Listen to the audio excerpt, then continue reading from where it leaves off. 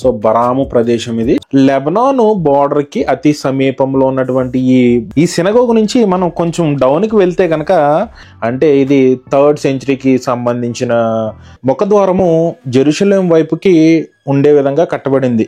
యూదులకి చాలా important place ఇదైతే కనుక. సో ఇది ఒక స్టోన్ మీద మరొక స్టోన్ ని బ్యాలెన్స్ చేసి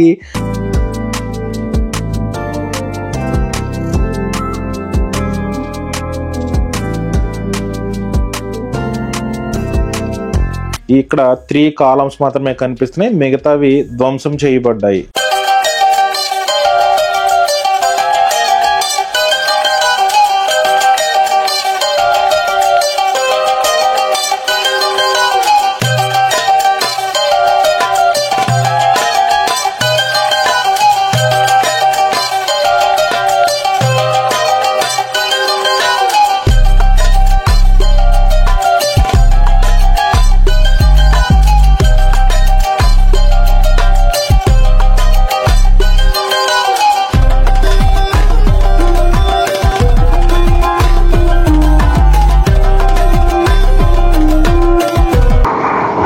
hi friends, welcome back to my channel ఇజ్రాయెల్లో మీ ఈస్ట్ గోదావరి. ప్రజెంట్ అయితే కనుక నేను ఇజ్రాయెల్లో ఉన్నటువంటి బరాము ప్రదేశానికి అయితే నేను వచ్చాను ప్రజెంట్. సో లోపలికి వెళ్ళి లోపల ఉన్నటువంటి ప్రదేశాలు కూడా నేను మీకు చూపిస్తాను. సో లోపలికి అయితే ఎంటర్ అవుతున్నాను. ఇప్పుడు మీరు స్క్రీన్ మీద చూస్తున్నారు కదా, ఈ బస్సులోనే మేము ఇక్కడికి వచ్చాము ఈ ప్లేస్ని విజిట్ చేయడానికి అయితే కనుక.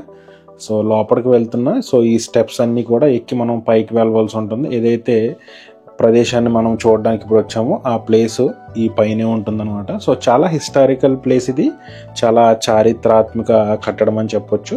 సో ఈ ప్లేస్లో ఉన్నటువంటి ఆ ప్రత్యేకత ఏంటనేది కూడా నేను అక్కడికి వెళ్ళిన తర్వాత మీకు ఎక్స్ప్లెయిన్ చేసే ప్రయత్నం చేస్తాను. సో ఏదైతే మనం ప్లేస్కి వెళ్తున్నామో దీన్ని బరాము అంటారు. సో బరాము ప్రదేశం ఇది. సో ఈ ప్లేస్ కి మనం ఎంటర్ అయిన వెంటనే కూడా మనకి ఎంట్రన్స్ లో ఒక బోర్డు అయితే కనిపిస్తుంది. ఈ బోర్డు మీద Hebrew, Arabic and English 3 languages లో ఈ ప్లేస్ యొక్క ప్రత్యేకత దాని గురించి వివరించబడింది ఇక్కడైతే కనుక ఎంట్రన్స్ లో. సో మనం ఆ ప్లేస్ కి వెళ్ళి క్లుప్తమైనటువంటి సమాచారాన్ని కూడా మనం అక్కడికి వెళ్ళి తెలుసుకునే ప్రయత్నం చేద్దాము.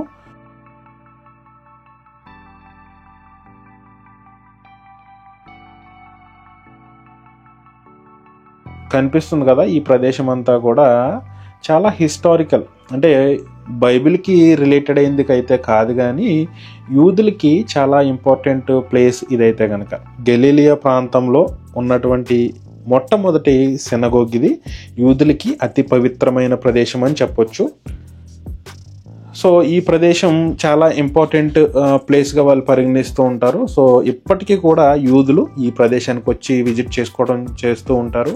సో రెగ్యులర్ డేస్లో వస్తే మనం ఇక్కడ యూదులను కూడా చూసేవాళ్ళం. బట్ మేము వచ్చిందైతే కనుక షబాత్ రోజున యూదులు ఎవరు కూడా బయటికి ఎక్కడికి రారు కాబట్టి మనకి ఇక్కడ ఎవరో లేరు క్రౌడ్ అయితే కనుక. ఎవరైతే మేము వచ్చినటువంటి టీం ఎవరైతే ఉన్నామో మేము మాత్రమే విజిట్ చేస్తున్నాం ఈ ప్లేస్లో అయితే కనుక. బట్ యూదులకి మాత్రం అతి పవిత్రమైంది, చాలా ఇంపార్టెంట్ ప్లేస్ కూడా ఇది. సో చూడండి కట్టడాలు కూడా ఎలా ఉన్నాయో.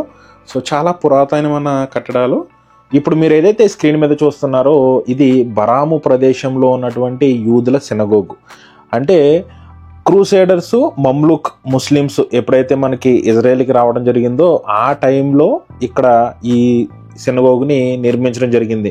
అంటే ఇది 3rd సెంచరీకి సంబంధించిన సినగోగ్ అని చెప్పొచ్చు. 2వ మందిరం కూల్చేసిన తర్వాత యూదులకి ప్రత్యేకమైన సినగోగ్ ఇది.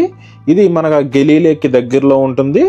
లెబనాన్ బోర్డర్కి అతి సమీపంలో ఉన్నటువంటి ఈ బరాము ప్రదేశంలో ఈ సినగోగ్ని వీళ్ళు నిర్మించడం జరిగింది. బరాము ప్రదేశంలో ఉన్న బరాము కిబూత్స్ యూదులు ఎవరైతే ఉన్నారో వాళ్ళు ఏర్పాటు చేసుకున్నటువంటి ప్రార్థనా మందిరం ఇది. ఇప్పుడు మనం చూస్తున్న సినగోగ్ ఏదైతే ఉందో ఇది రోమన్ ఆర్కిటెక్చర్ స్టైల్లో నిర్మించబడింది. గలీలియా ప్రాంతంలో ఉన్నటువంటి అతిపెద్ద సినగోగ్ ఇదే. దీనికి 300 మీటర్ల దూరంలో మరొక చిన్న సినగోగ్ కూడా ఉండేది, బట్ అది ధ్వంసం చేయబడింది. దీన్ని మాత్రం ఇలా ప్రిజర్వ్ చేసి మనకి ఇప్పుడు చూడడానికి అలౌ చేస్తున్నారు. ఇజ్రాయెల్కి సంబంధించినటువంటి నేషనల్ పార్క్ అథారిటీ వాళ్ళు ఈ ప్లేస్ని మనకి టూరిస్టులు విజిట్ చేయడానికి కూడా అలౌ చేస్తున్నారు.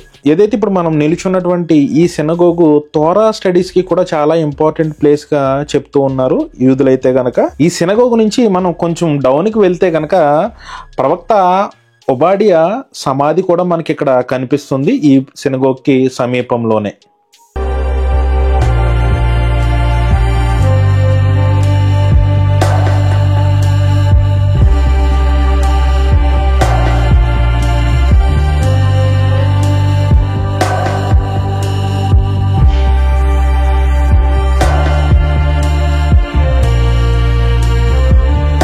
కాలక్రమేణా 1988లో ఇజ్రాయెల్కి సంబంధించినటువంటి archaeologist and antiquity authority and university of Rochester వీళ్ళు ఈ సినగోగ్ని వాళ్ళ అండర్లోకి తీసుకోవడం జరిగింది.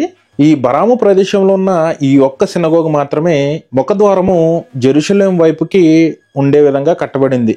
ఈ గలిలియా ప్రాంతంలో ఉన్నటువంటి సినగోగ్స్ అన్ని కూడా గలిలియా ప్రాంతం వైపు, గలిలియా సముద్రం వైపు ముఖద్వారాలు ఉంటే ఈ ఒక్క సినగోగు మాత్రమే జెరూసలేం వైపు ముఖద్వారం ఉండేలాగా నిర్మించబడింది ఈ సినగోగ్ అయితే. ఈ ప్రదేశంలో ఉన్నటువంటి ఏ సినగోగ్కి లేనటువంటి ప్రత్యేకత ఈ సినగోగ్కి ఉండాలనే ఉద్దేశంతో ఈ సినగోగ్కి ఎంట్రన్స్లో 6 కాలమ్స్ని పెట్టడం జరిగింది. బట్ ఇప్పుడైతే కనుక మనకి ఇక్కడ 3 కాలమ్స్ మాత్రమే కనిపిస్తున్నాయి, మిగతావి ధ్వంసం చేయబడ్డాయి. సో ఈ ప్రదేశంలో కూడా హ్యాండ్స్ వాష్ చేసుకోవడానికి ఇక్కడ ఒక చిన్న బావి లాంటిది నిర్మించడం జరిగింది. యూదులు సినగోగ్కి వెళ్ళి ప్రార్థన చేసుకునే సమయంలో కంపల్సరీగా వాళ్ళ హ్యాండ్స్ని 3 టైమ్స్ ప్రేయర్ చేస్తూ వాష్ చేసుకోవడం అనేది మనకందరికీ తెలిసిన విషయమే. ఈ సినగోగ్కు ఉన్న ఎంట్రన్సెస్లో మధ్యలో ఉన్నటువంటి ఏదైతే ద్వారం ఉందో దానికి పైన ఒక ఆర్చ్ మీకు కనిపిస్తుంది కదా.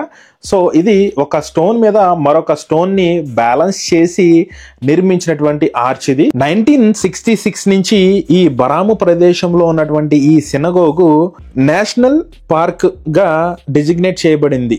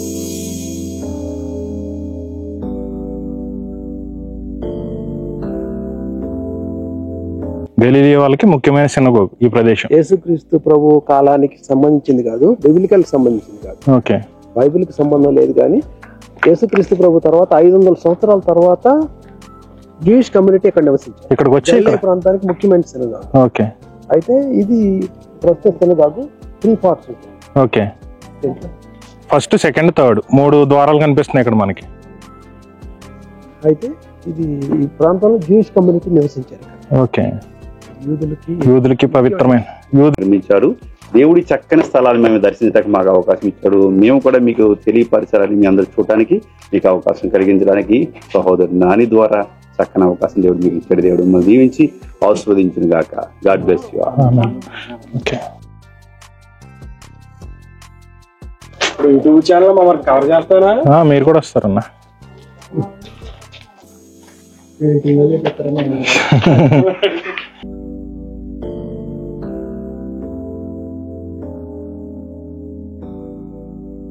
తాడుగట్టాను లాగదని చూడలే, అయితే పడుతుంది లేదా అసలు క్లారిటీ వస్తుంది మనకు. స్వామి స్తంభం ఎందుకు వీడియో తీసేవాడిని ఆయన ఇంటికి నాయన ప్రభు రైట్ రండి, ఎవరి పక్క రండి, నేను తీస్తాను మిమ్మల్ని.